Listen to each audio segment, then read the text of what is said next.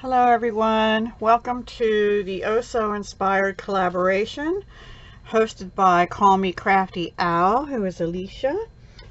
We are posting on the 15th of every month through the end of this year, and we just learned that she will be continuing it into 2020 at least through June. So yay!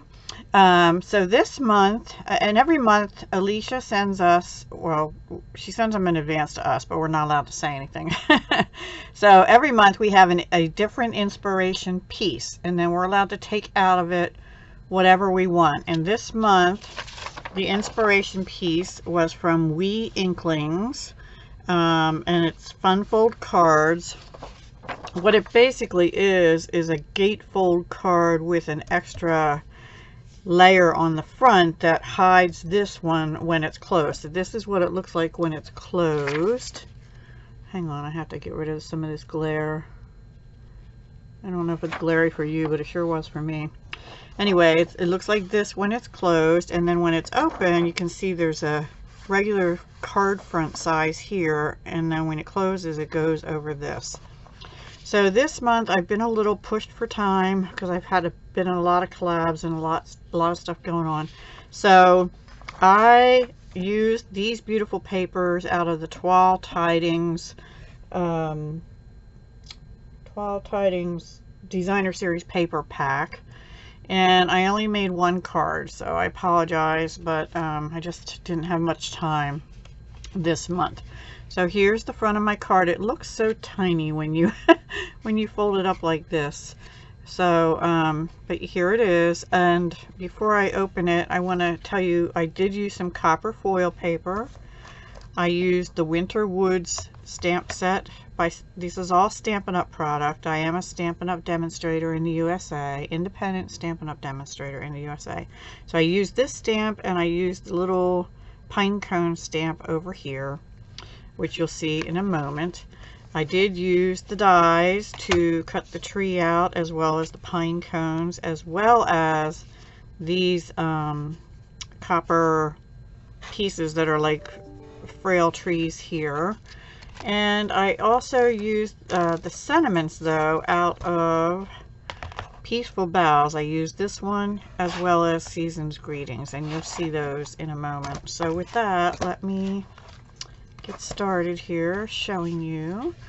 So actually, let me open those dies and I can show you better the ones I used. I did not use this tree. I used this one after I stamped. These two are both pine cones, and then I used these right here that cut out these thinner branches, and I laid them sideways on top each other, like, and then put the tree on them. So it sort of looks like, you know, dirt or something under the bottom of the tree, because it just felt like it needed something. And then these are the Toile Tidings glittery enamel dots. I see I have a little bit of glue on here. Okay, so then when you open it, it opens like this. You see the extra flap here. This is on very vanilla thick cardstock with garden green cardstock as a mat, and then these are the pieces from the Toile Tidings. This is the stamp from the Peaceful Vows, as is this. And this, these actually were cut out. I did 4 of those, and I stamped them in the copper Delicata ink pad, which as of Saturday was still available. I don't know if it still is or not, but the refill, I believe, is no longer available. This is a piece of very vanilla cut with a 2-inch circle punch, and then this is the Starburst punch. But I, on this circle, the very vanilla one, and this rectangle, I took it and just sort of swiped the edges over the copper Delicata ink pad, which looks like that, sorry, Celestial Copper, to just give it a little more glitter around, or glimmer around the edges. I don't know if you can see, there you can see it.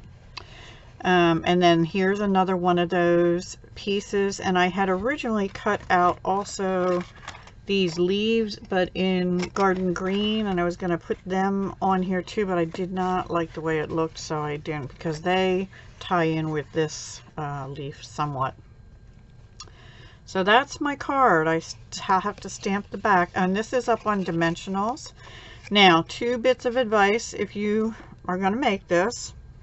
I almost glued this half onto here so it would stick out here, which would be fine, except that it would not, what it would do is have this overhang this way, and you'd need a bigger envelope, so it would end up looking like that when you closed it, as opposed to this, right?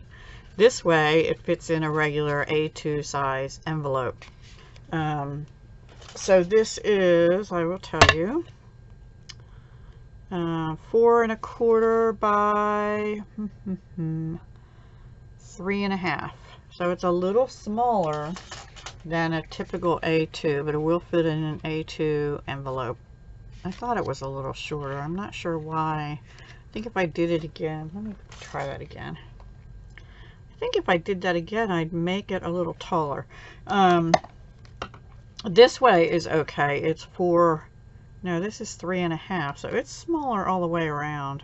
4 1/4. Yeah, it's definitely smaller all the way around. Now it does use a piece of cardstock that is, I wrote all these dimensions down, 10 1/2 this way by 4 1/4. So I think next time I do it, I would do 10 1/2, but I'd make it be 5 1/2 like a regular A2, because then when it closes, it is closing to, you know, I just said this, 3 and something, right? Yeah, 3 1/2. So I don't know. I think I would rearrange this a bit maybe so that it's a little taller. So anyway, I'm not sure why. And the next one I do someday, I'll play around with that and make it a bit larger, because this seems teeny weeny, right?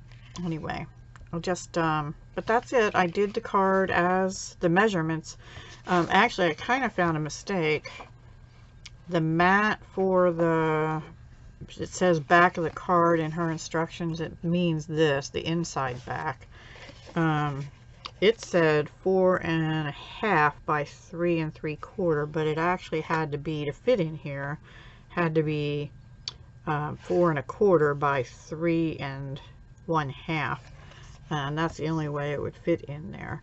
And even it was too big for this back. So I think the measurements were slightly off. All the other ones on the site seem to be okay. And these, matting these and putting this in here is optional. She didn't actually call for that. She only called for this piece on top, this one here, and the one inside. So yeah, that's my card. I think it's pretty. Small, but pretty. So I will probably be, when things settle down, and maybe in 2020, I may do more of these, but I'm going to be adjusting the size to make it a larger card. And I didn't realize, you know, when I first saw it, I was like, that's interesting. It's basically a gatefold card. See, you have your 2 gates here, and then this extra piece is glued on the top, so that when the gate closes, this closes over it. Okay, that's basically what it is. So I was trying to make it harder than it actually was. Not that hard. Just not that hard, just a little bit of cutting of pieces and so forth, and it stands like that. So yeah, I like this style. I just I would make it bigger because it looks too small to me, right? So let me know what you think, and if you like it or like anything I've said, please give me a thumbs up and subscribe if you're not already subscribed. I'd love to have you watching my videos more often with us. And I do a live on Tuesday nights most of the time at 7 p.m. Eastern. So we'd love to have you join us. Those are Stampin' Up! Product. And the next one will most likely be talking about my on-stage, no, I'm sorry, the next one is yes, the next one after you see this will be most likely talking about my experience at Stampin' Up's on-stage local in Connecticut. that I'm lucky enough to go to this year. So we'll see how it goes and what I'm able to tell you, and I'll share some of that excitement with you. Okay? All right, guys. Have a wonderful, what is it, Friday, and a wonderful weekend, and I'll talk to you again soon. Hugs, love, and peace.